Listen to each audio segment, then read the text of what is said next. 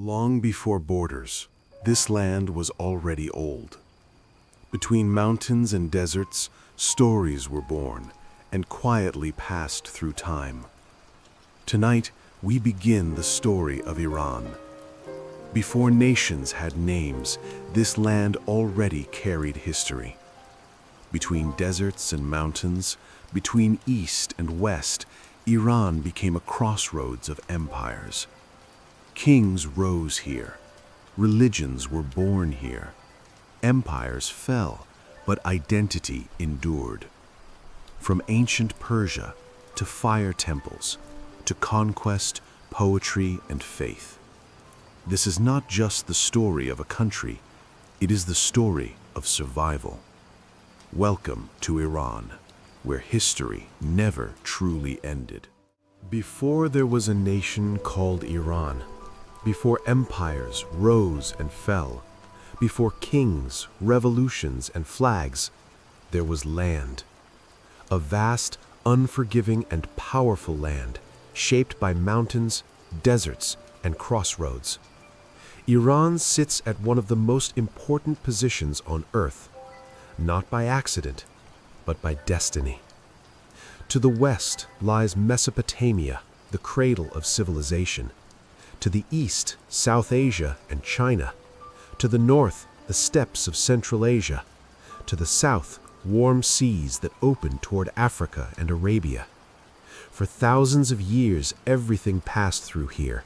Armies, traders, religions, ideas, and ambitions. This geography did something crucial. It made Iran impossible to ignore.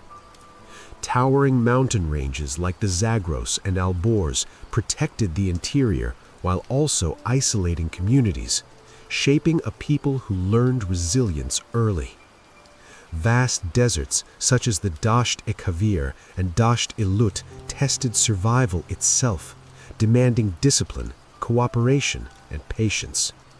Life here was never easy, and because of that, it created strength. Caravans moving along the ancient Silk Road crossed Iranian plateaus, carrying silk, spices, gold, and knowledge. Every traveler brought stories. Every empire brought conflict. Iran was never just a destination, it was a bridge. But bridges are fought over, because whoever controlled this land controlled trade, culture, and power between worlds.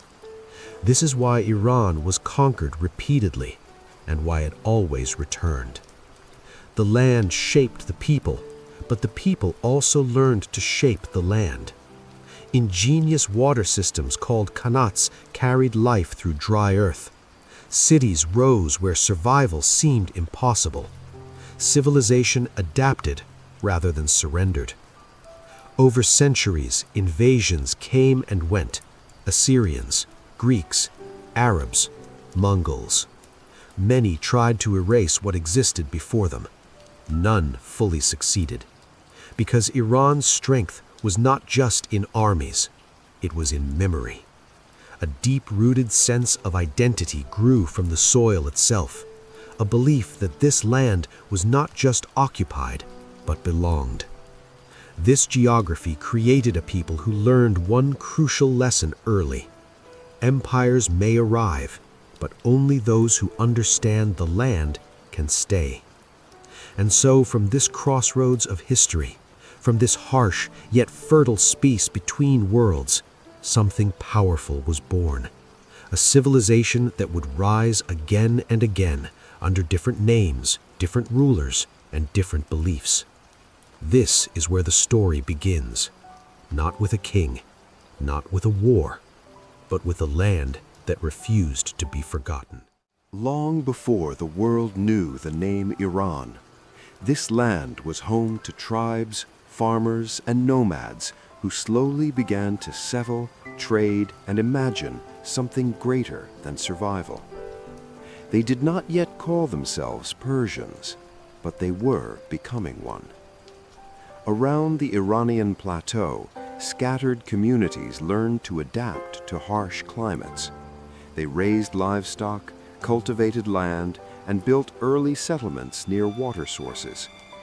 Over time, these small groups began to connect through trade, language, and shared struggles. From this slow convergence, an identity began to form.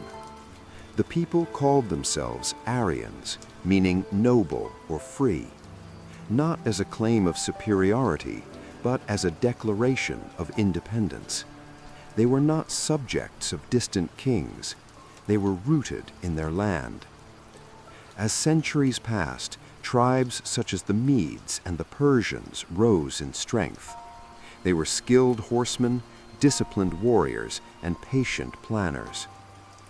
Unlike many ancient societies built around rivers, Persian civilization grew in a land that demanded effort for every harvest and every city. This struggle shaped their worldview. Power to them was not chaos, it was order. Rule was not destruction, it was balance. Villages turned into cities, cities turned into kingdoms, and slowly something unprecedented emerged.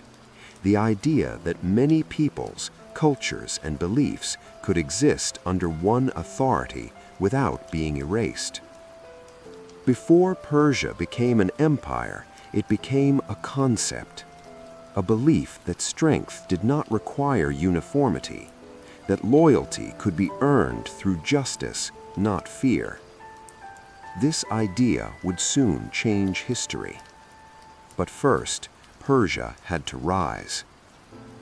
The Medes formed the earliest large Iranian kingdom, uniting tribes and resisting foreign domination. Their success proved that the Iranian plateau could be ruled by its own people, not outsiders. Then came the Persians. Once a minor tribe, they learned from those before them. They absorbed traditions, refined governance, and waited for the moment history opened a door. That door would soon be pushed wide open.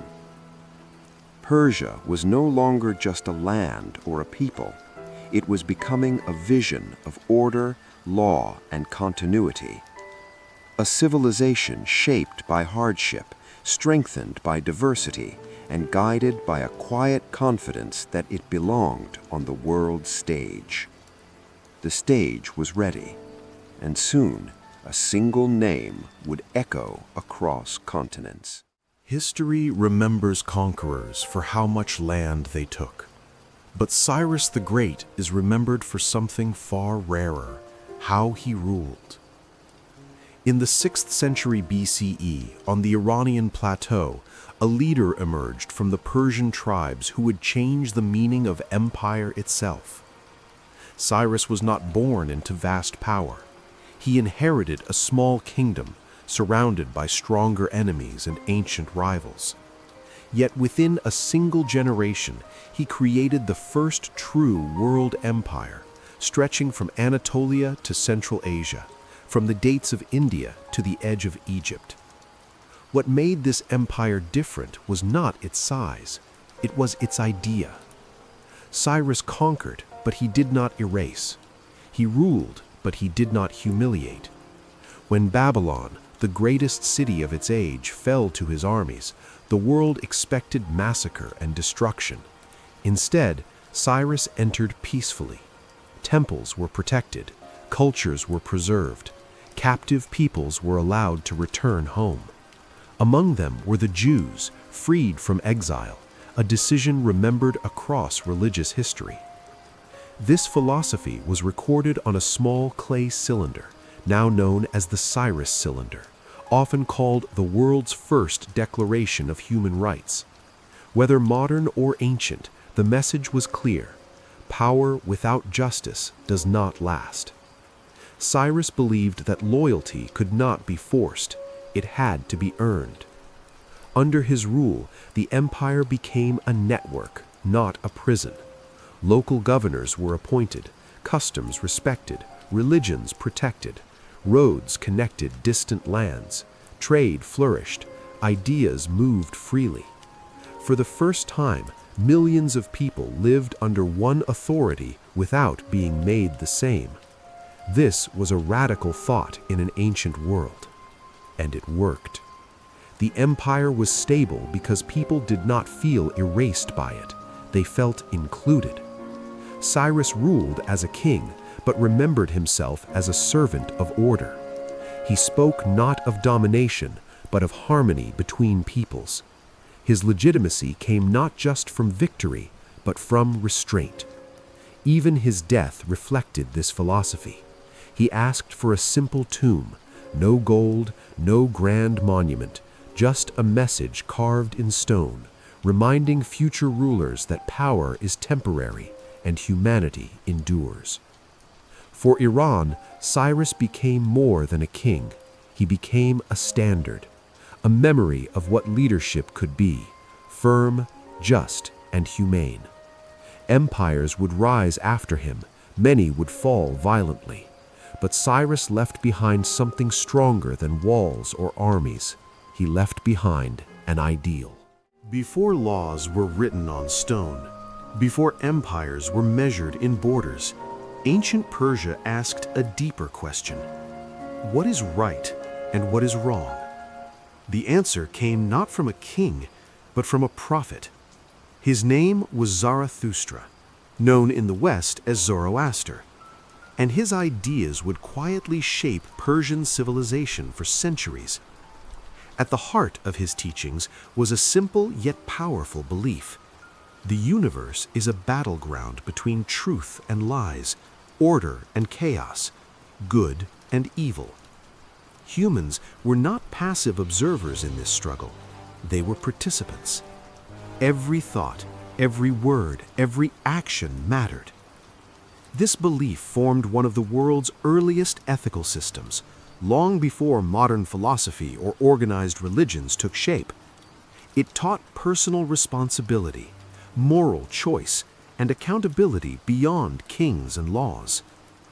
Fire became its central symbol, not as something to be worshipped, but as a representation of truth, clarity, and divine order.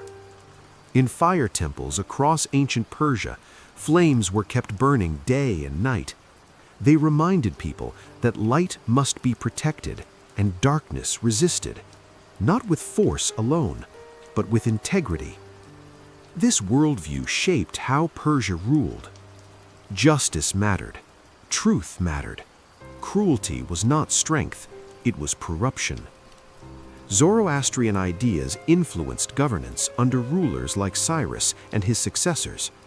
Respect for different beliefs, protection of local customs, and the idea that authority must align with moral order all flowed from this philosophy.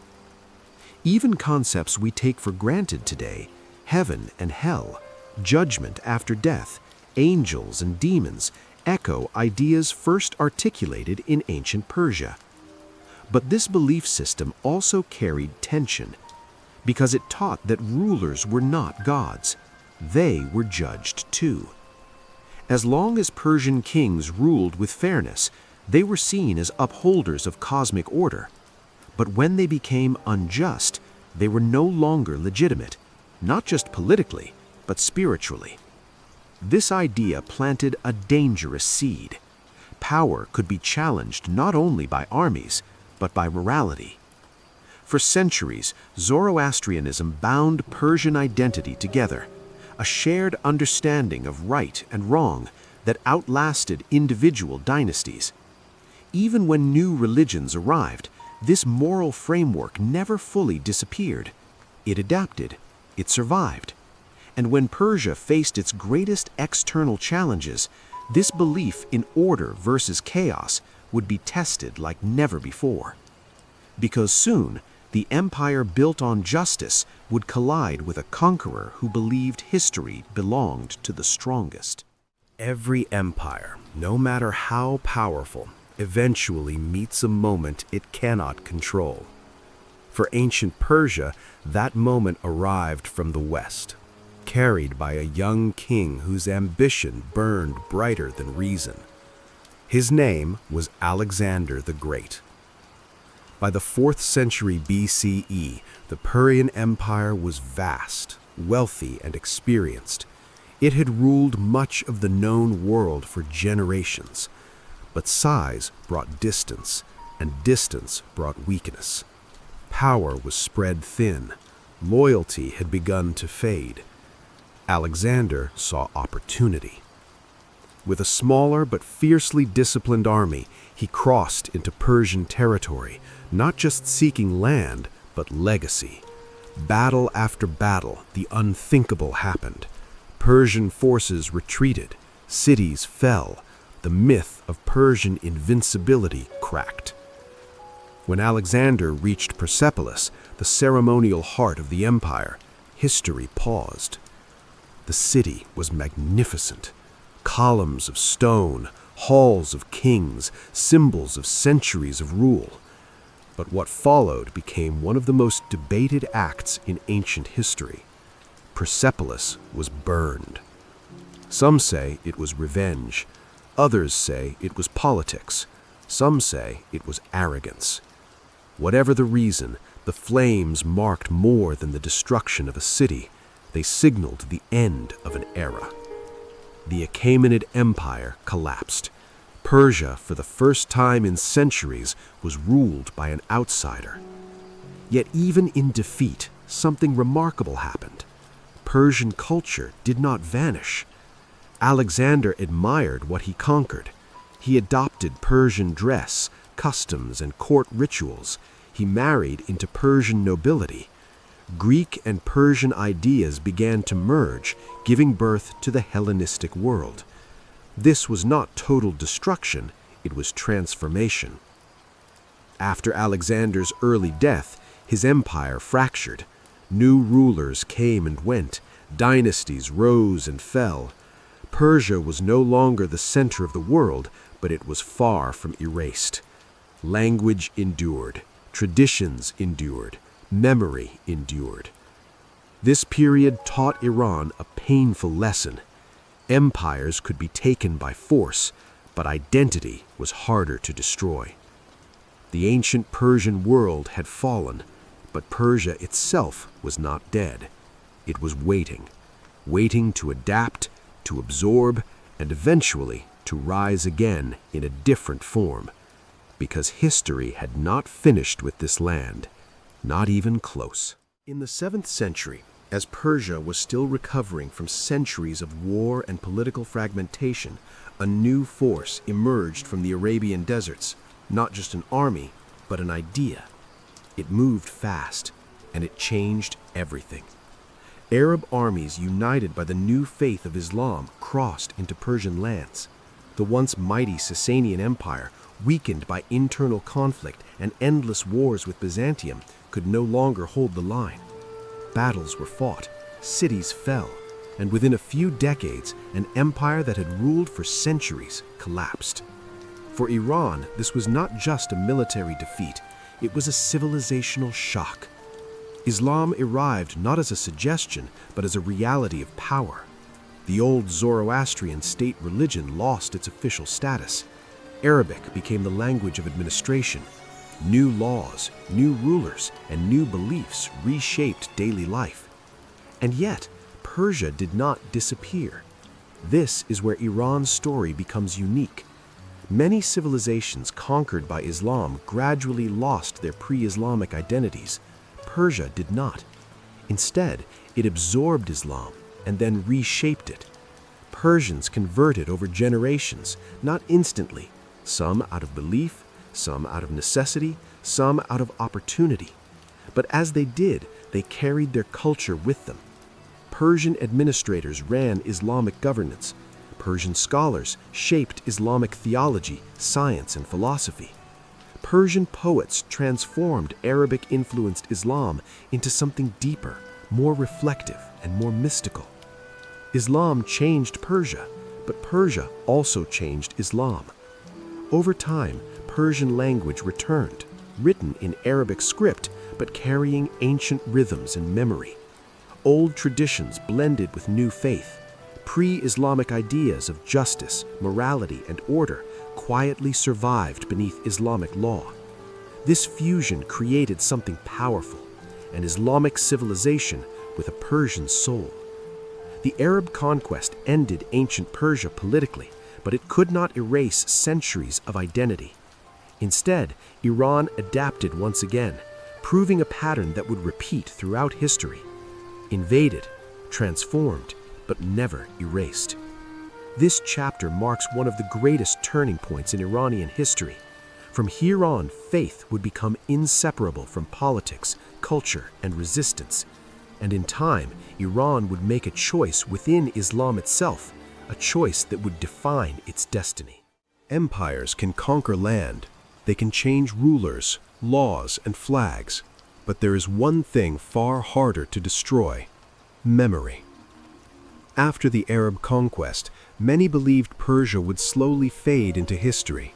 Its ancient religion weakened, its kings were gone, its language pushed aside by Arabic, the language of power and faith. But Persia chose a different path. Instead of resisting with swords, it resisted with culture. Across cities and villages in what we now call Iran, people continued to speak their language in homes, markets, and stories. Persian did not disappear, it went underground, waiting. And then it returned. Written in Arabic script, but carrying an ancient soul, Persian re-emerged as a language of poetry, literature, and identity. It did something remarkable. It accepted Islam, but refused to surrender its past. Poets became guardians of history. Through epic verses and whispered stories, they preserved kings, heroes, myths, and moral values that predated Islam by centuries. None was more influential than Ferdowsi, whose monumental work, the Shahnameh, retold the story of Persia from the dawn of time. It was more than poetry, it was resistance. By celebrating pre-Islamic heroes and values, Persian literature reminded people who they were, without openly challenging the new order. Culture became a quiet form of defiance. At the same time, Persian minds began to shape the Islamic world itself. Scholars, scientists, philosophers, and administrators from Persian lands became the backbone of Islamic civilization. They translated Greek knowledge, advanced medicine, astronomy, mathematics, and philosophy. Baghdad, once the heart of the Islamic world, relied heavily on Persian thinkers. Courts were filled with Persian administrators. Art, architecture, and governance carried Persian influence far beyond Iran's borders. This was not survival through isolation, it was survival through adaptation. Persia did not reject Islam, it enriched it. Mysticism flourished. Sufism blended spiritual depth with Persian poetry and symbolism. Love, morality, and inner struggle became central themes, echoing ancient Zoroastrian ideas of good and evil, light and darkness. Slowly, a pattern became clear. Persia could lose battles, it could lose kings, but it could not lose itself. By the time new dynasties rose in Iranian lands, Persian identity was stronger than ever, deeply Islamic yet distinctly Persian. This cultural survival laid the foundation for something even more powerful, because soon Iran would make a defining choice within Islam itself, one that would permanently shape its politics, faith, and future. When Persia embraced Islam, it did not do so as a blank slate. It brought with it centuries of memory, of kingship, justice, betrayal, and moral struggle. And within Islam itself, Persia found a story that echoed its own. That story was Shia Islam.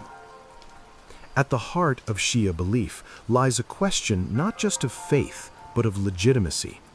Who has the right to rule? After the death of the Prophet Muhammad, the Muslim world divided over leadership. One path favored consensus and power. The other believed leadership belonged to the Prophet's family, beginning with Ali. Ali's story and the tragic deaths of his sons, especially Hussein at Karbala, transformed Shia Islam into something deeply emotional and moral. It was not only about rule, It was about injustice. For Persians, this story felt familiar. They had lived under foreign rulers. They had watched empires fall through corruption. They understood the pain of rightful authority denied. Shia Islam spoke to them not as conquerors, but as sufferers. Over centuries, Shia belief slowly spread across Iranian lands, not through sudden conversion, but through storytelling, ritual, and shared emotion. Mourning ceremonies, especially during Ashura, became powerful expressions of collective memory. Grief turned into identity. These rituals did more than remember the past. They taught resistance. They taught that standing against injustice, even in defeat, had meaning. This belief quietly reshaped Iranian politics. Rulers were no longer just kings, they were morally accountable. Religious scholars gained influence as interpreters of justice, not servants of the state. Faith became a lens through which power was judged, criticized, and sometimes challenged. Unlike Sunni Islam, which often emphasized unity and stability, Shia Islam carried a built-in tension with authority. It questioned rulers, it remembered martyrs, it honored sacrifice over victory. This made it dangerous and powerful. For centuries, Iran remained religiously diverse, with Sunni and Shia communities living side by side. But slowly, Shia Islam embedded itself deeper into Persian culture, blending with older ideas of moral order and cosmic struggle. Good versus evil, truth versus falsehood, justice versus tyranny. Ideas that once burned in Zoroastrian fire temples now lived on in new form. By the time Iran would officially declare itself a Shia state, the foundation had already been laid, emotionally, culturally, and spiritually. Shia Islam did not simply arrive in Iran, it belonged, and soon it would become the cornerstone of the nation itself. History often turns not with a slow drift, but with a single decisive choice. For Iran, that choice came in the early 16th century, when faith became state policy and identity became law. At the center of this transformation stood the Safavid Empire. In 1501, a young and charismatic leader named Shah Ismail rose from the northwest and declared something unprecedented.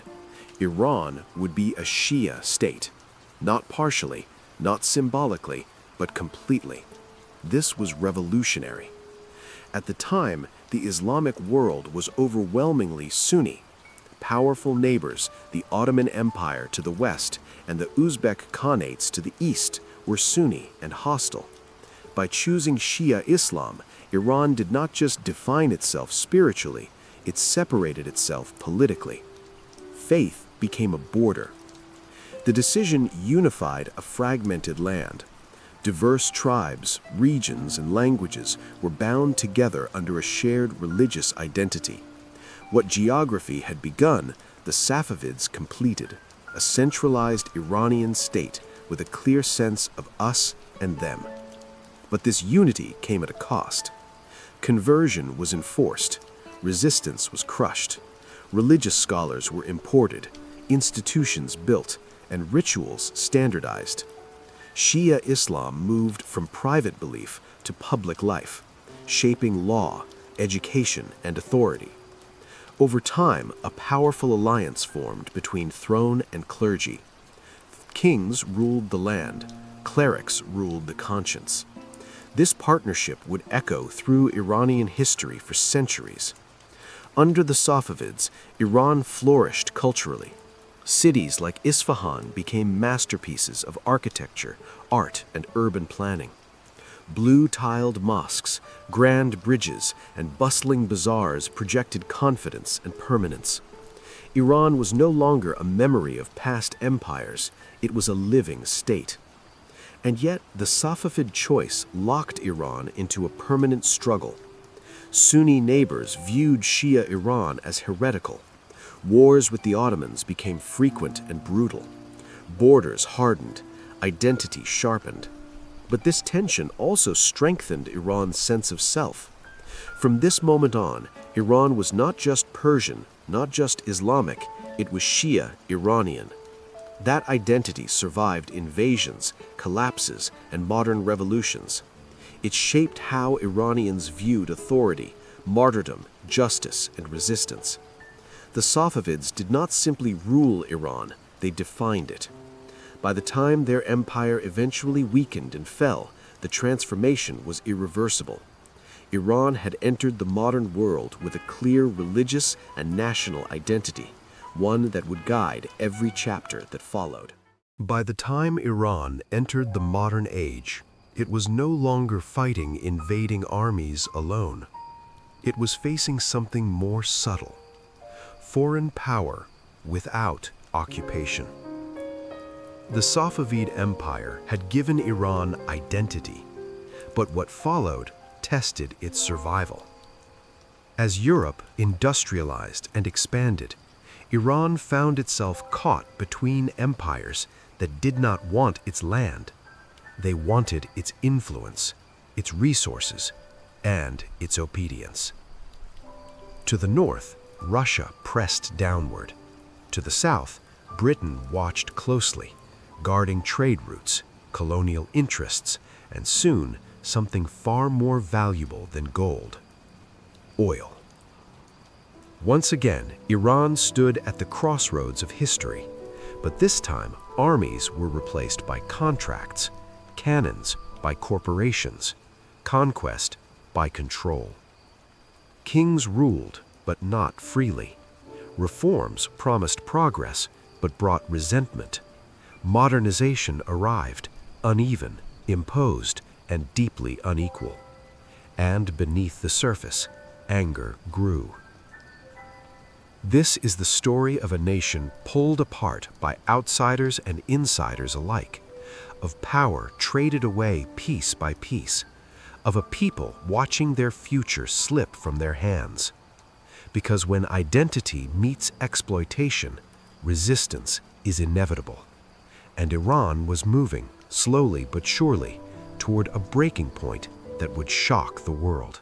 By the 18th and 19th centuries, Iran was no longer the center of empires, but it was still something just as dangerous to be: a prize. The great Persian empires were gone, replaced by weaker dynasties struggling to hold together a vast and difficult land. Most prominent among them was the Qajar dynasty, rulers of a country rich in history but poor in power. And the world around Iran was changing fast. Europe was rising. Industry was booming. Empires were expanding beyond borders, oceans, and continents. Iran sat directly between two of them. To the north, the Russian Empire pushed southward, hungry for warm water access and regional dominance. To the south, Britain watched carefully, determined to protect its colonial crown jewel, India. This rivalry became known as the Great Game, and Iran was the board. Unlike earlier invasions, this new pressure did not arrive with massive armies. It came through diplomats, advisors, loans, and treaties. Agreements written in foreign languages slowly stripped Iran of control over its own economy, trade, and territory. Borders shrank, influence faded, sovereignty weakened. Qajar kings struggled to respond. They lacked modern armies, strong institutions, and stable finances. To survive, they borrowed, and each loan came with a price. Foreign powers gained concessions, control over customs, trade routes, railways, and resources. Iran remained independent in name, but not in reality. For ordinary Iranians, the impact was devastating. Foreign merchants dominated markets, local industries collapsed. Taxes rose to pay debts that brought no benefit to the people. Anger spread, quietly at first. Clerics criticized foreign influence as immoral and corrupting. Merchants protested unfair competition. Intellectuals began asking a dangerous question: why does Iran exist if others control its future? This was not yet revolution, but it was awakening. The pressure from abroad exposed a deeper problem at home, a weak state disconnected from its people. The old model of kingship no longer worked in a world of empires, contracts, and global capitalism. Iran was being squeezed from both sides, externally by foreign powers, internally by growing discontent. And something had to give. Because once a nation realizes it is losing control of itself, it faces only two choices: submit quietly or resist. Iran was not a nation built for quiet submission. At the dawn of the 20th century, Iran was poor, indebted, and politically fragile. Then, beneath its soil, the modern world discovered something it could not live without: oil. In 1908, oil was struck in the southwest near Majd Soleiman. What followed reshaped Iran's fate, not gradually, but instantly. Foreign powers no longer saw Iran as a buffer state or a diplomatic chessboard. They saw it as a fuel source for empire. Control came quickly. A sweeping concession handed vast rights to a foreign-backed company that would soon become the Anglo-Persian Oil Company. In exchange for modest payments, Iran gave away control over extraction, pricing, refining, and profits. The imbalance was staggering.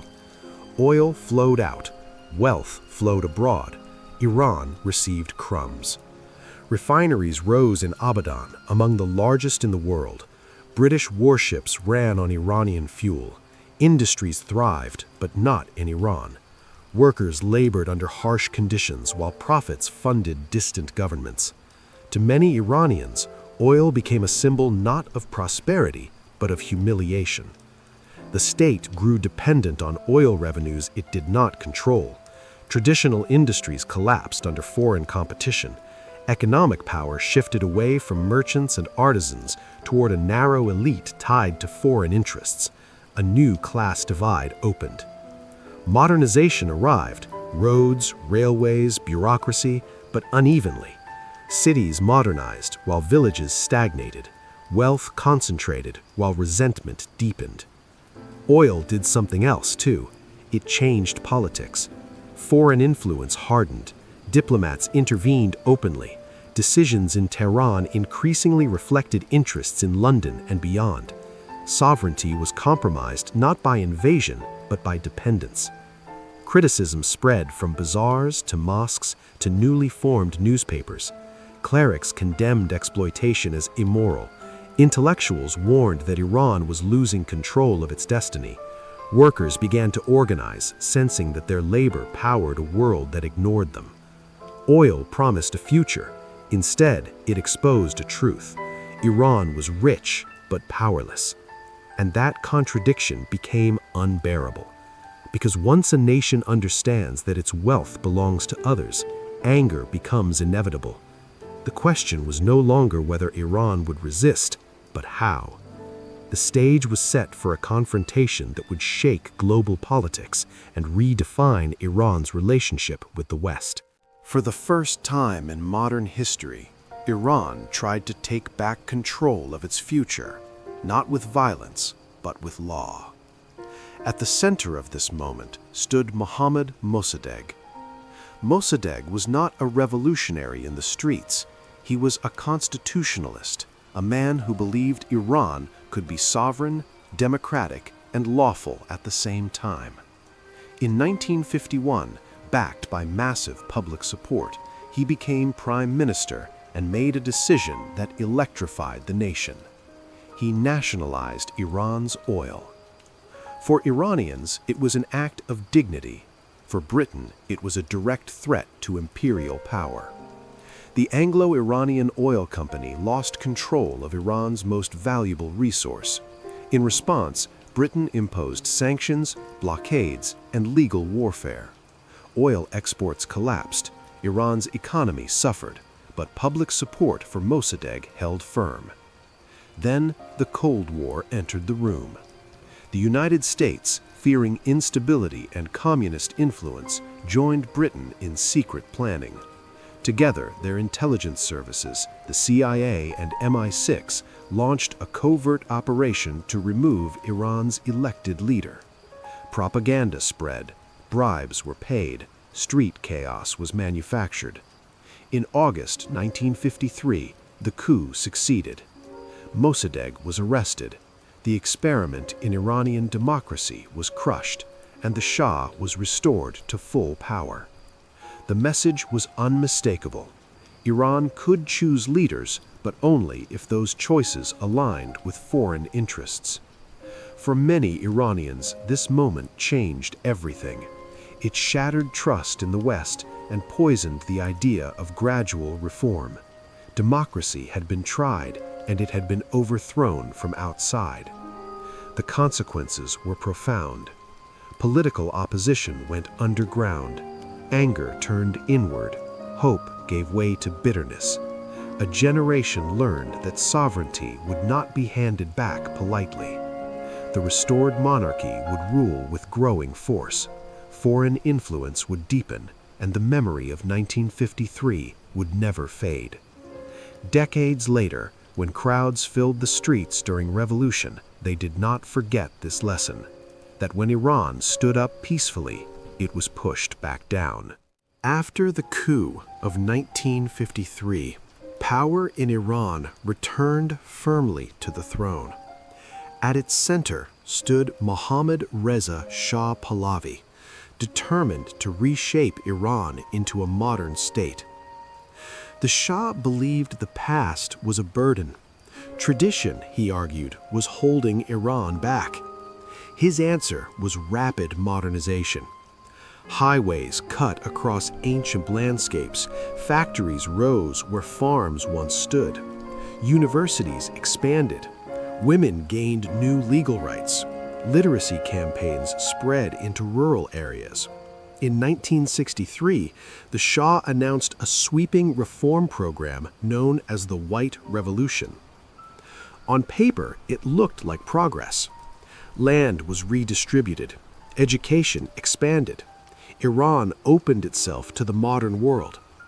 Oil revenues surged, funding ambitious projects and turning Tehran into a showcase city of glass towers, luxury hotels, and Western-style lifestyles. To foreign observers, Iran appeared stable, modern, and firmly aligned with the West. But beneath the surface, the transformation was deeply uneven. Modernization came from the top down, fast, imposed, and often disconnected from society.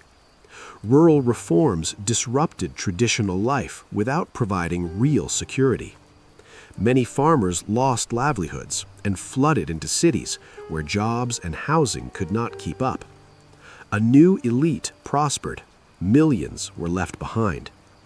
Wealth concentrated in the hands of those close to the palace. Corruption spread quietly. The gap between rich and poor widened, and with it, resentment. The Shah saw opposition as backwardness, criticism as disloyalty. Political parties were weakened, independent voices were silenced, dissent was not debated, it was suppressed. The state grew stronger, but trust grew thinner. Religion, too, was pushed aside. Clerics who questioned the pace or direction of change were dismissed as obstacles to progress. Mosques and traditional institutions lost influence, but not relevance. They became spaces where anger could gather quietly. For many Iranians, modernization began to feel like humiliation. Western culture flooded in, while local values were mocked. National pride became tied not to participation, but to obedience. The Shah spoke of greatness, but fewer people felt included in it. Iran was changing rapidly, but it was changing without consent. This contradiction defined the era. The state looked modern. Society felt ignored. And history shows that when modernization is forced, when identity is sidelined, resistance does not disappear. It waits.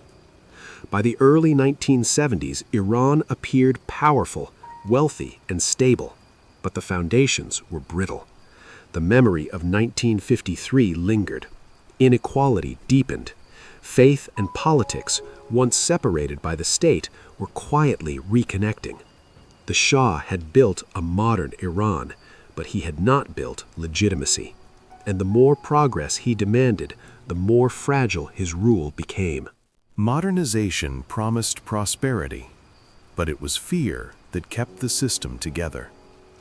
As opposition grew in Iran, the Shah turned to an instrument designed not to persuade, but to control. Its name was Savak. Created in the late 1950s with foreign training and support, Savak became the eyes and ears of the state. Its mandate was simple: identify threats to the monarchy and eliminate them quietly.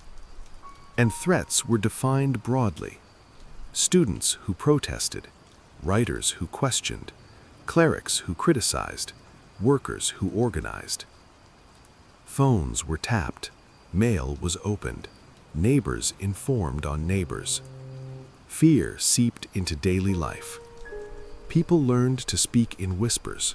Political discussions moved from cafes to closed rooms. Trust eroded. Silence became a survival skill. Prisons filled. Places like Evin Prison became symbols of the unseen state, where interrogation replaced dialogue and intimidation replaced debate. Accounts of torture, disappearances, and indefinite detention spread by rumor and memory, even when newspapers remained silent. The message was clear: order would be maintained at any cost. In the short term, it worked. Public dissent vanished from the streets. Elections became ritual. Political parties were reduced to symbols. The Shah appeared unchallenged, commanding a powerful military and a booming oil economy. But repression carries a hidden price.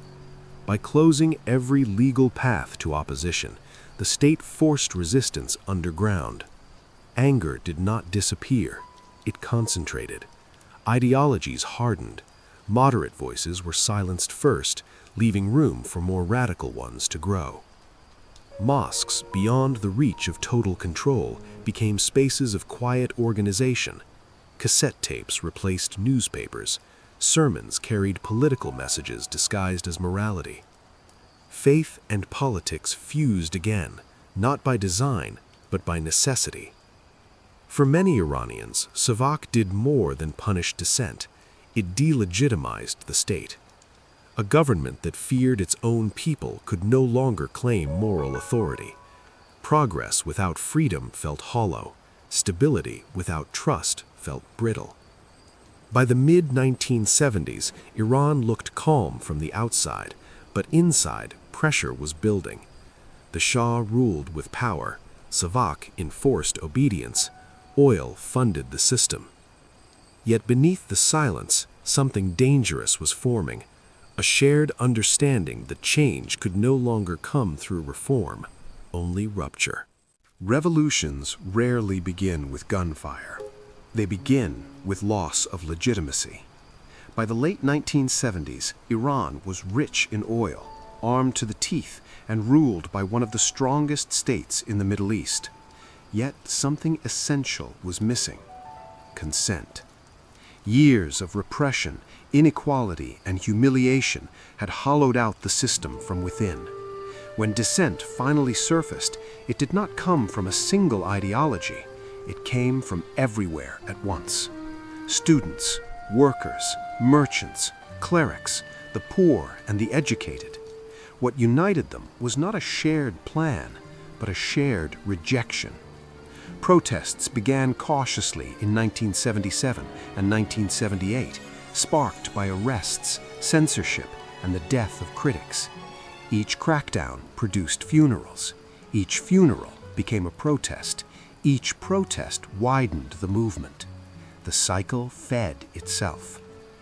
Into this rising storm stepped a figure who had been absent for years, yet present in every whisper: Ayatollah Ruhollah Khomeini. Exiled since the 1960s, Khomeini had become a symbol rather than a politician.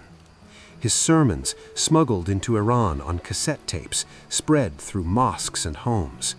He spoke a language the state could not silence: morality, justice, and resistance.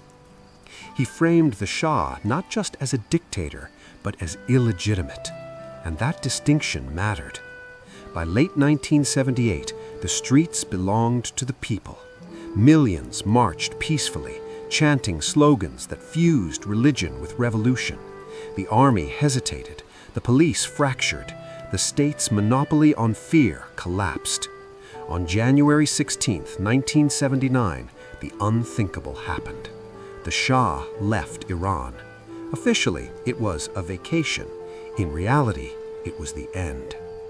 Weeks later, Khomeini returned to Tehran. Crowds filled the streets in numbers rarely seen in history. A man once silenced by exile now stood at the center of a nation's rebirth. The old order collapsed rapidly. The monarchy was abolished. The security state dissolved. Institutions fell one by one. What replaced them was not yet clear. Liberals, leftists, Islamists all believed they had won, but revolutions do not freeze at the moment of victory. They continue moving toward power. In the months that followed, authority consolidated around Khomeini and the clerical network that organized resistance when others could not. A referendum declared Iran an Islamic Republic. The revolution had succeeded. Its final form was still taking shape. For the first time in centuries, Iran had overthrown its ruler without foreign invasion. The memory of 1953 was reversed, not through reform, but through mass uprising. Yet every revolution asks a dangerous question. What comes after unity ends? The fall of the Shah was not the end of Iran's struggle. It was the beginning of a new one, fought not against a king, but over the meaning of the revolution itself. Revolutions are loud when they begin, but they are decided quietly in what follows. After the Shah's fall, Iran stood at a rare moment in history. Power was scattered, old institutions were gone, the future was unwritten. For a brief time, many Irans existed at once. Liberals imagined a democratic republic. Leftists dreamed of social revolution. Religious groups envisioned a moral state guided by faith. All believed the revolution belonged to them. But revolutions reward those who are organized. At the center of that organization stood Ayatollah Ruhollah Khomeini and the clerical network that had survived years of repression. Mosques had remained open when parties were banned. Sermons had continued when newspapers were censored. When the old state collapsed, this network was ready. In April 1979, Iranians were asked a simple question in a national referendum: Islamic Republic, yes or no? There was no third option. An overwhelming majority voted yes. But what that phrase meant, Islamic Republic, was still undefined. That definition came months later with a new constitution. At its core was a radical idea, Velayet-e-Faqih, the guardianship of the Islamic jurist. It placed ultimate authority not in an elected president or parliament, but in a supreme religious leader charged with protecting the revolution and Islamic values. This was unprecedented. Never before had a modern nation-state formally placed clerical authority above democratic institutions. Elections would exist, but within limits. Faith would guide law. The state would protect the revolution, even from its own people if necessary. Power consolidated quickly. Revolutionary courts replaced secular justice. Committees enforced morality and loyalty. New security forces emerged, loyal not just to the state alone, but to the revolution itself.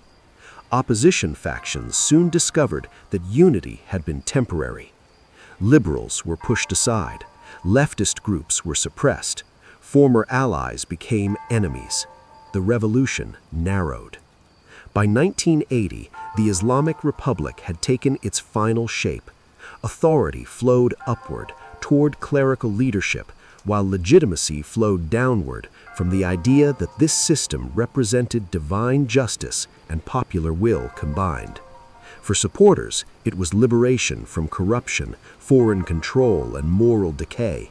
For critics, it was the replacement of one form of authoritarianism with another. But for Iran, it was something deeper. The country had chosen a path unlike any other, rejecting both Western liberalism and Soviet-style communism. It defined itself in opposition to global powers and internal secularism alike. Faith was no longer just belief, it was state power. The consequences of this choice would soon become clear, faster than anyone expected. Because just as the new republic was finding its footing, an old enemy crossed the border, and Iran would be tested not by ideology, but by war. Revolutions promise rebirth, but history rarely allows peace to follow. After 1979, Iran did not enter an age of calm. It entered an age of trial. The monarchy was gone. A new Islamic Republic stood in its place.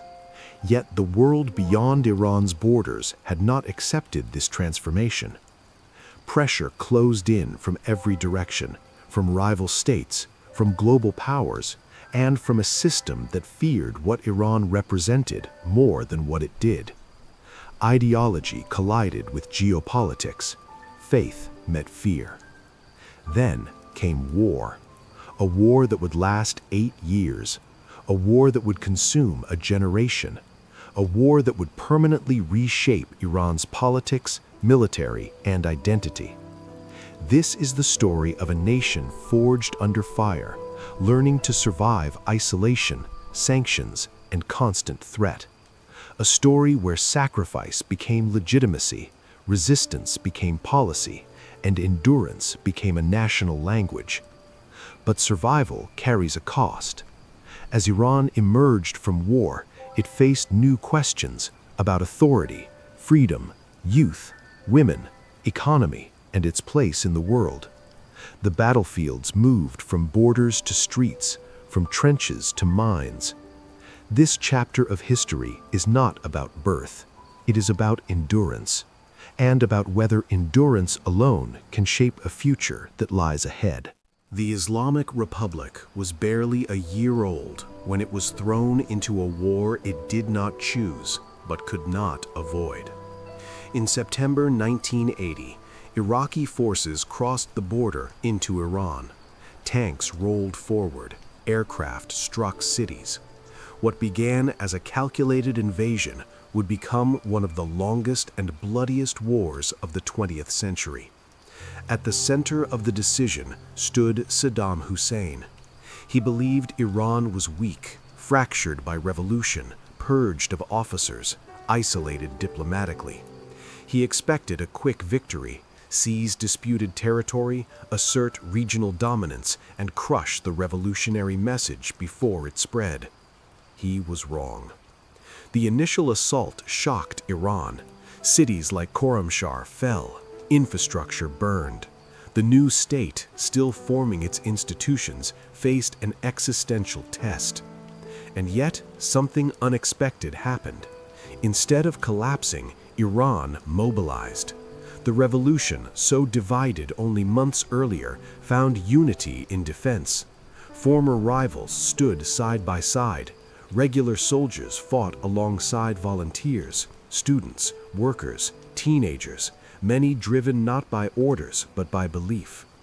This was not just a war over land, it became a war over survival and meaning. Iran framed the conflict as a sacred defense. Martyrdom was honored, sacrifice was elevated.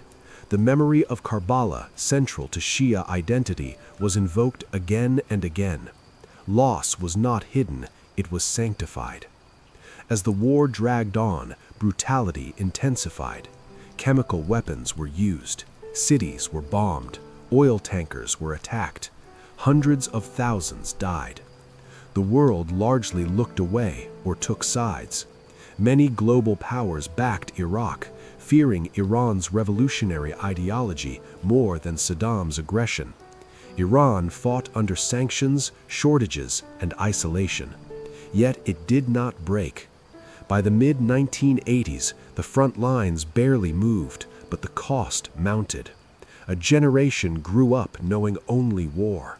Families learned to grieve quietly. The state hardened, justified by constant threat. In 1988, exhausted and battered, Iran accepted a ceasefire. No victory, no defeat, only survival. Ayatollah Khomeini compared the decision to drinking a poisoned chalice, but the war had done its work. It had forged the Islamic Republic through blood and endurance. It strengthened the military, empowered new institutions, and embedded the idea that Iran stood alone against a hostile world. The scars were permanent. Cities rebuilt, families mourned, politics changed. The war ended, but its shadow never left. It taught Iran to distrust global powers, to value self-reliance, and to see sacrifice as proof of legitimacy. It transformed a revolution into a hardened state. And as the guns fell silent, a new struggle began, not on the battlefield, but at home. How do you rebuild a nation shaped by 8 years of war? When the guns finally fell silent in 1988, Iran was still standing, but it was deeply wounded. 8 years of war had drained the nation. Cities lay damaged, infrastructure was shattered. Hundreds of thousands were dead, and millions carried invisible scars. A generation had grown up knowing nothing but sirens, funerals, and ration lines. Peace did not feel like victory. It felt like exhaustion. The Islamic Republic now faced a challenge more complex than survival: rebuilding. Factories needed repair. Roads had to be rebuilt. Veterans returned home carrying trauma into ordinary life. Families mourned quietly, while the state elevated sacrifice as sacred memory. Martyr posters faded on city walls, but grief did not. The leadership spoke of reconstruction and renewal. Economic pragmatism replaced revolutionary fervor. The language of sacrifice slowly made room for the language of stability. Yet the war had changed the balance of power. Institutions born during conflict, especially the Revolutionary Guards, had grown strong, organized, and influential. What began as wartime necessity now became permanent authority, shaping politics, economy, and security. At the same time, society was changing. Young people who survived the war wanted something different. They wanted normal life, jobs, education, space to breathe. Women who had carried families through years of hardship demanded visibility and voice. A quiet gap opened. The state still spoke in revolutionary terms. The people increasingly spoke in practical ones. Economically, Iran struggled under sanctions and isolation. Oil revenue helped, but rebuilding was slow. Inflation rose. Inequality widened. The promise that sacrifice would be rewarded felt distant to many. And yet, Iran did not collapse. It adapted, as it always had. Markets reopened, universities expanded, cities filled with life again. Music, film, and literature quietly returned, often navigating censorship with creativity rather than confrontation. Religion remained central, but it was lived differently. Faith became personal for some, political for others, symbolic for many. The unity forged by war slowly fragmented into questions. Who decides the future now? Who benefits from endurance? And how long can sacrifice be asked for after the war is over? This post-war era was not dramatic like revolution, nor catastrophic like invasion. It was something more unsettling, normal life under unresolved tension. The state sought stability. The people sought possibility. Both believed they had earned it. What emerged was a society no longer shouting, but thinking, no longer unified by survival, but divided by expectation. Iran had survived war, but peace had introduced a new kind of struggle, quieter, slower, and far more difficult to control. When the war ended, many in Iran believed the hardest years were behind them.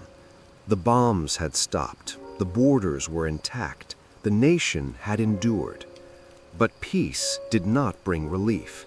It brought a different kind of pressure. This time, the attack did not come with tanks or missiles. It came through banks, ports, and paperwork. Sanctions.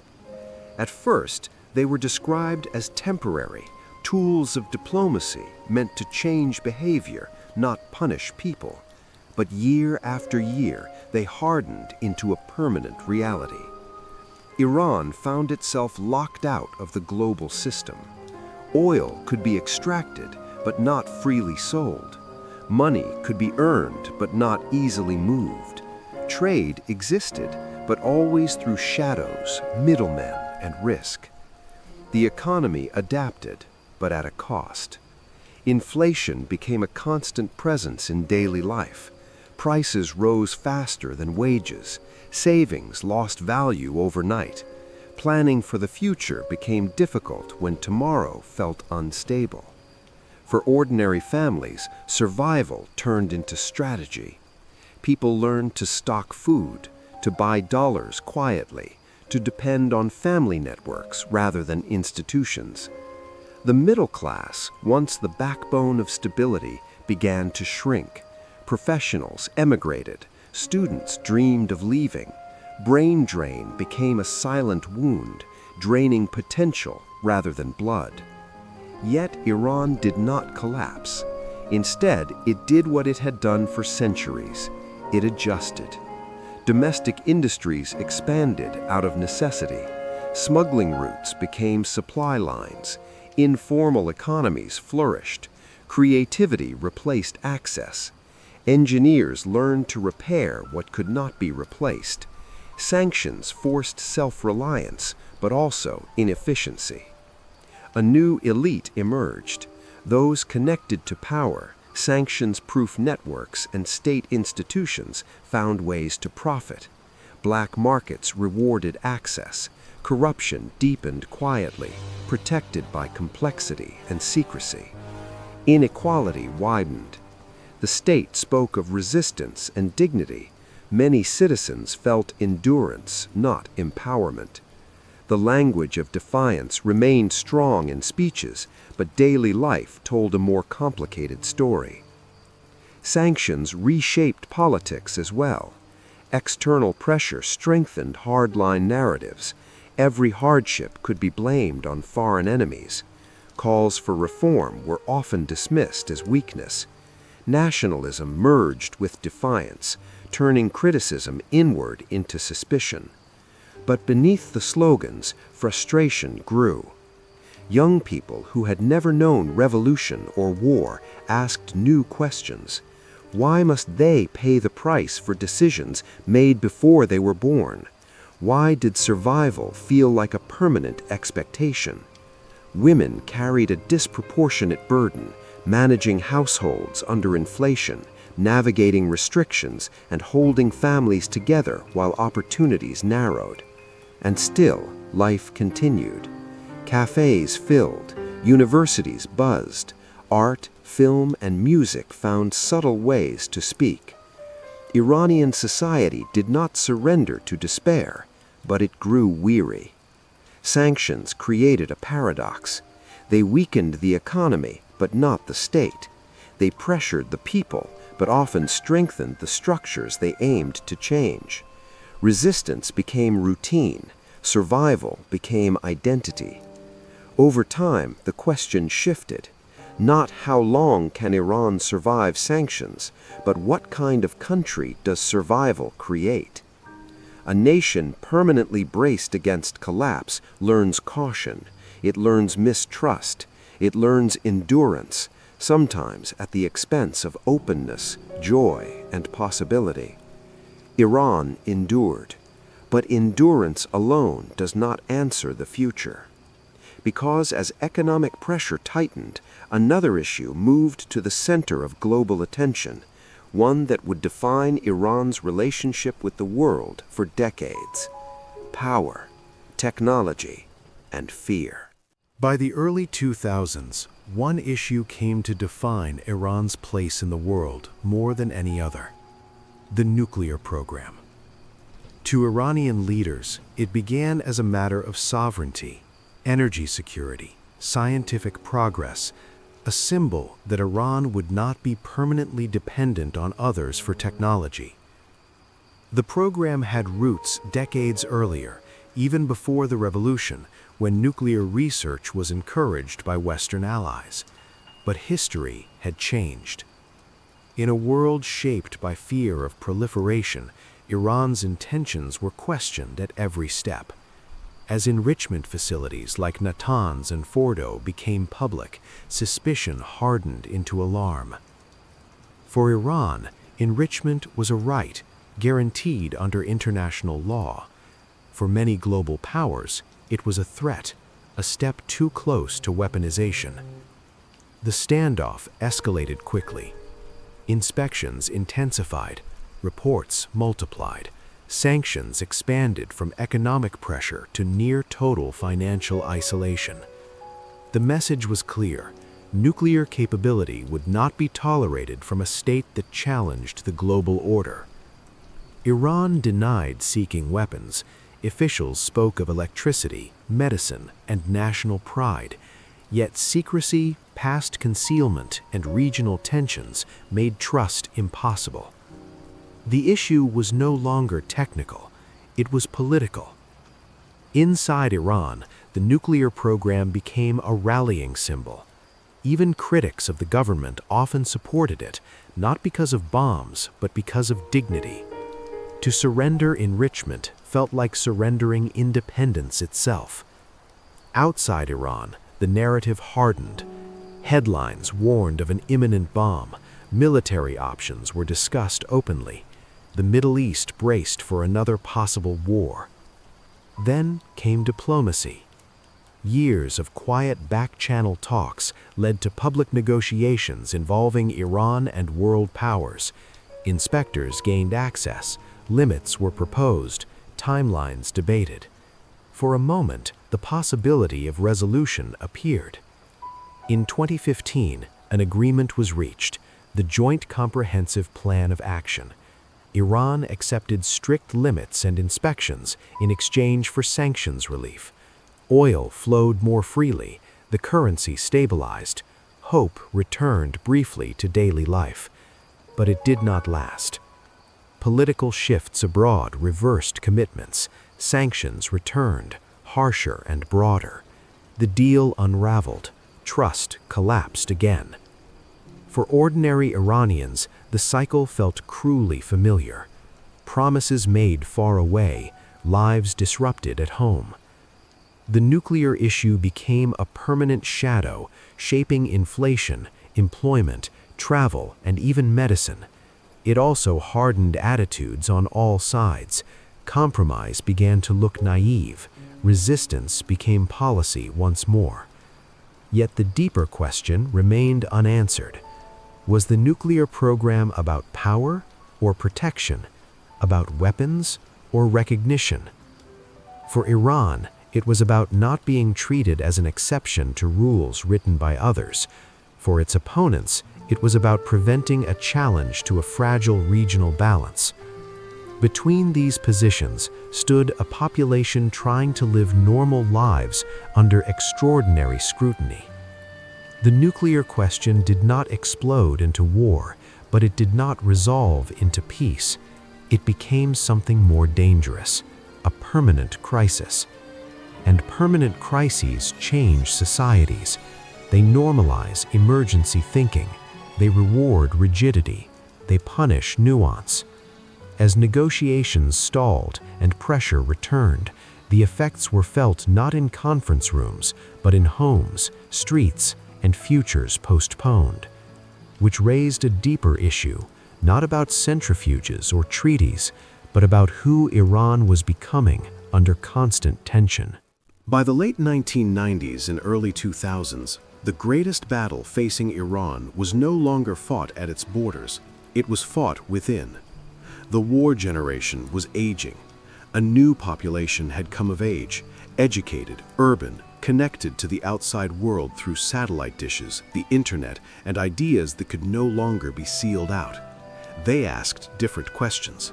Not how do we survive, but how do we live? This divide gave rise to two competing visions of Iran's future. On one side stood the reformists, politicians, intellectuals, students, and clerics who believed the Islamic Republic could evolve. They did not seek to overthrow the system, but to soften it, to expand civil liberties, to strengthen the rule of law, to reconnect Iran with the world. On the other side stood the hardliners, guardians of the revolution who believed compromise was danger. They saw reform as erosion, openness as infiltration, and dissent as the first step toward collapse. Both claimed to defend Iran, but they defined defense very differently. Elections became the arena for this struggle. When reformist candidates won, hope surged, newspapers flourished, public debate expanded. Women pushed boundaries in education, work, and culture. Young people filled universities and cafes with cautious optimism. For a moment, Iran felt lighter. But power in Iran was not held in one place. Elected institutions existed alongside unelected ones, councils, courts, and security bodies tasked with protecting the revolution. When reform moved too fast, it met resistance. Laws were blocked. Candidates were disqualified, media outlets shut down. Each advance was followed by a reversal. This tug of war created deep frustration. People voted, but saw limits. They spoke, but were reminded where lines stood. Street protests erupted at moments of tension, especially after disputed elections. Demonstrations carried slogans not just about politics, but dignity, voice, and recognition. Each time, the state responded with force, arrests, and warnings. The lesson became clear. Change was possible, but only within narrow boundaries. Hardliners argued that pressure from abroad made reform impossible. Sanctions, threats, and isolation were cited as proof that unity mattered more than openness. In times of siege, they said, discipline must replace debate. Reformists countered that isolation was the result of rigidity, not reform, that legitimacy at home was the strongest defense abroad. The population stood between them. Many wanted reform without chaos, freedom without collapse, connection without surrender. But as years passed, optimism faded. Repeated disappointments bred cynicism. Voter turnout declined. Young people disengaged. The language of gradual change lost its appeal to those who felt they had waited long enough. At the same time, hardline institutions grew stronger, economically, politically, and militarily. Sanctions, paradoxically, reinforced their influence by concentrating resources and authority. Iran did not choose one path over the other. It remained suspended between them. A system neither fully open nor fully closed. A society neither silent nor free. A future neither abandoned nor embraced. This unresolved tension shaped every aspect of life, from culture to economy, from education to identity. It created a country constantly negotiating with itself, unsure whether patience or pressure would bring results. And as this internal struggle continued, another force rose to prominence, one that would redefine the rhythm of Iranian life more than any political faction. The voice of the young, the demands of women, the daily reality behind headlines. To understand Iran, you have to look beyond speeches, sanctions, and summits. You have to look at ordinary life. Because while politics in Iran often feels frozen in ideology, society itself is constantly moving, quietly, creatively, and sometimes in contradiction to the state above it. More than half of Iran's population was born after the revolution. They did not choose 1979. They did not fight the war, but they live with the consequences of both. This generation is educated, urban, and deeply connected, not always openly, but persistently. Through phones, films, music, and social media, they see a world far larger than their borders, and they compare. Their questions are practical, not ideological. Can I find work? Can I travel? Can I speak freely? Can I choose how to live? For many young Iranians, daily life is a negotiation. Public and private selves are carefully separated. What is restricted outside is expressed inside, in homes, private gatherings, fashion choices, humor, and art. Rules are followed outwardly, bent quietly, and sometimes ignored when space allows. This dual life is exhausting, but it is also inventive. Women live at the center of this tension. Iranian women are among the most educated in the region. They dominate universities, enter professions, and shape culture. Yet they also face strict controls over dress, behavior, and public presence. Their resistance is rarely loud at first. It is visible in small acts: a loose scarf, a bold voice, a refusal to step back. Over time, these small acts accumulate. Women run businesses, lead households, produce art, raise families under pressure. They carry the weight of tradition, expectation, and restriction, while constantly pushing against all three. Family remains the core of Iranian life. In a country where institutions feel distant or unreliable, families absorb the shock. Parents support adult children. Grandparents help raise grandchildren. Homes become places of safety, debate, and survival. Economic pressure has reshaped these relationships. Marriage is delayed. Children are fewer. Dreams are postponed. Many young people stay longer with parents, not from choice, but necessity. And yet, joy persists. Cafes fill. Music plays softly behind closed doors. Laughter survives sanctions. Iranian culture thrives in subtlety. Filmmakers tell stories between lines. Poets speak through metaphor. Jokes carry political meaning without names. Creativity adapts to limits, often becoming sharper because of them. Religion, too, is lived in many ways. For some, it remains central and sincere. For others, symbolic or personal. For many, complicated. Faith has not disappeared, but it is no longer uniform. The state may define religion publicly, but belief privately varies across generations, cities, and classes. This gap between society and state has widened slowly, almost invisibly. The government still speaks the language of revolution. Much of society speaks the language of normal life. This does not mean apathy. It means patience. But patience has limits.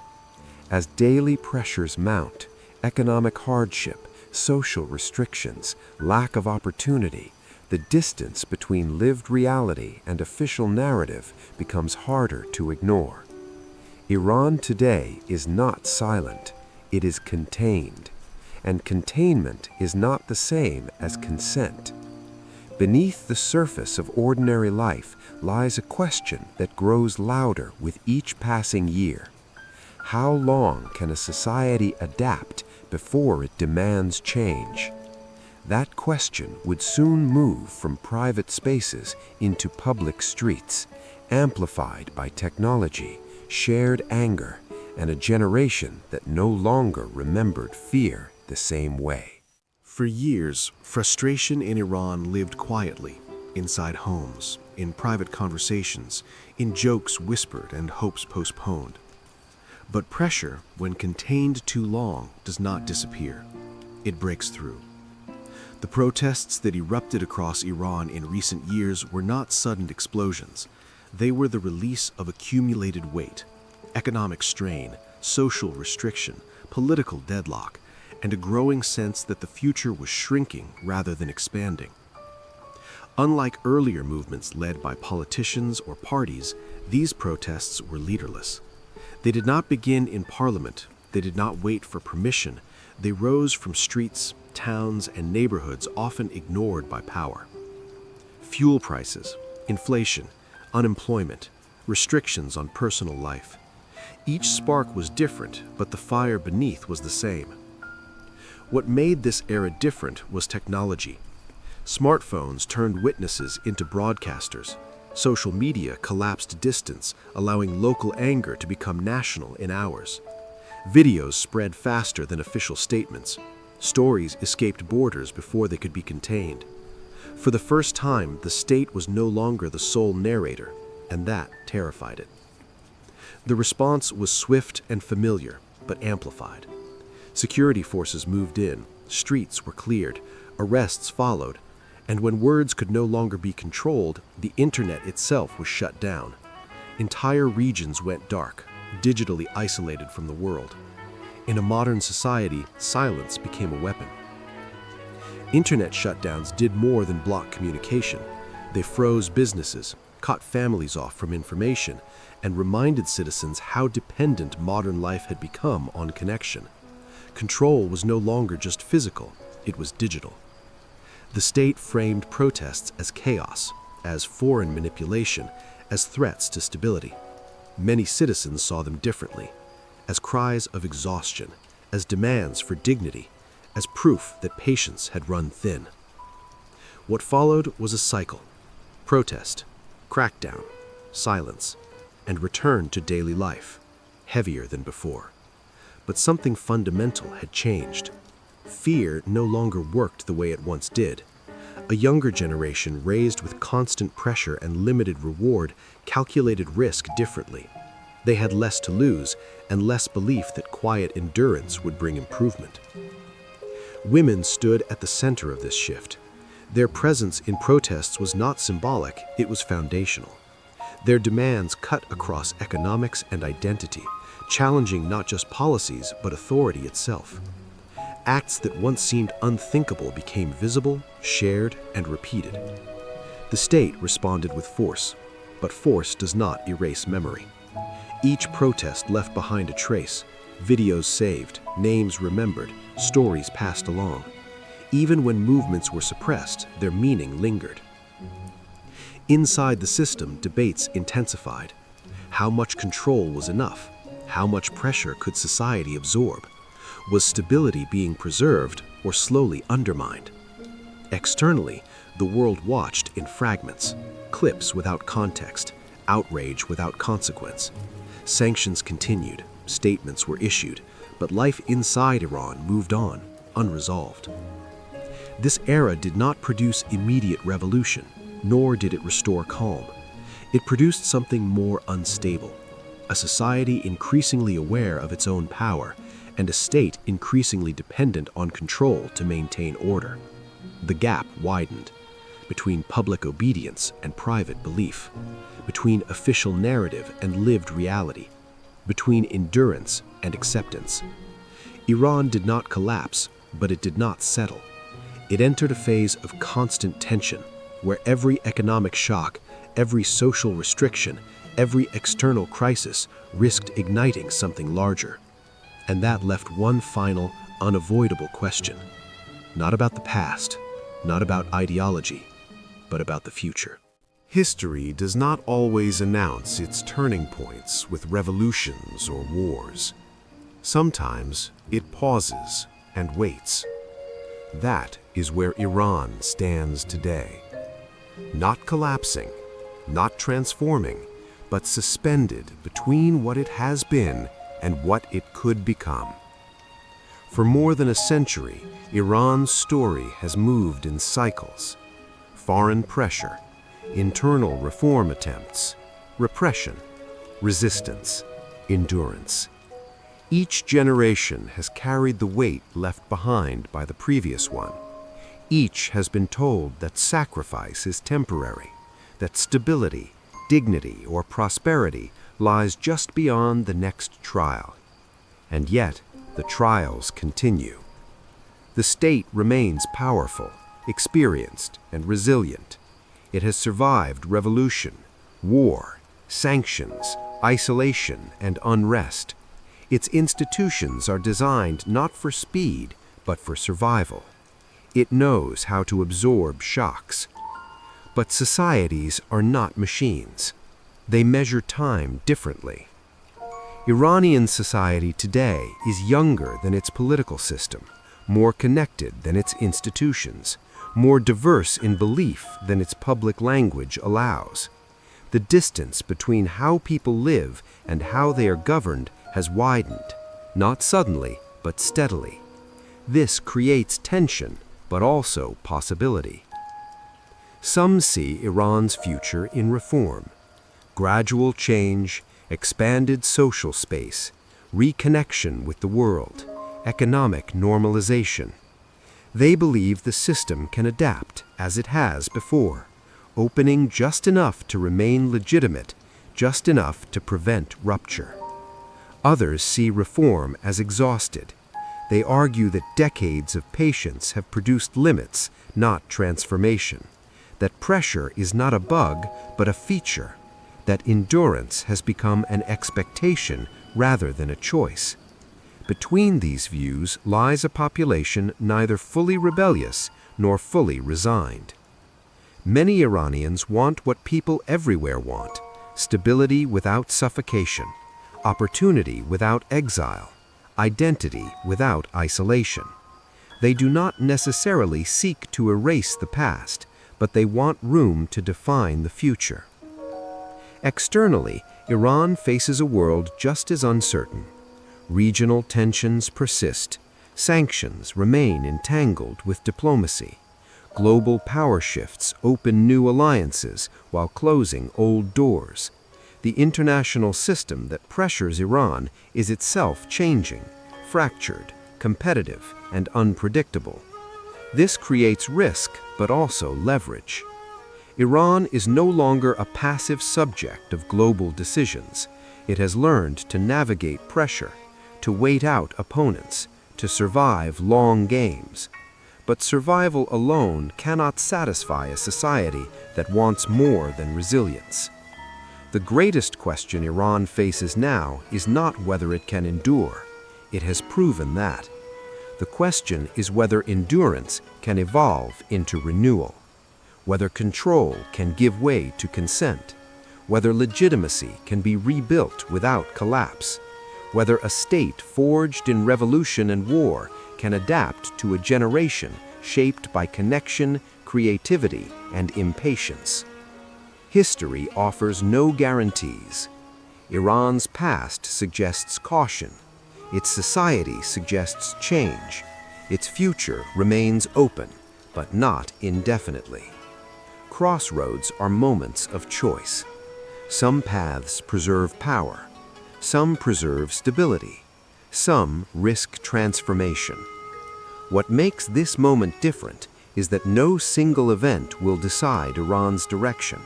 It will be shaped slowly by daily life, economic realities, social courage, and decisions made quietly as much as loudly.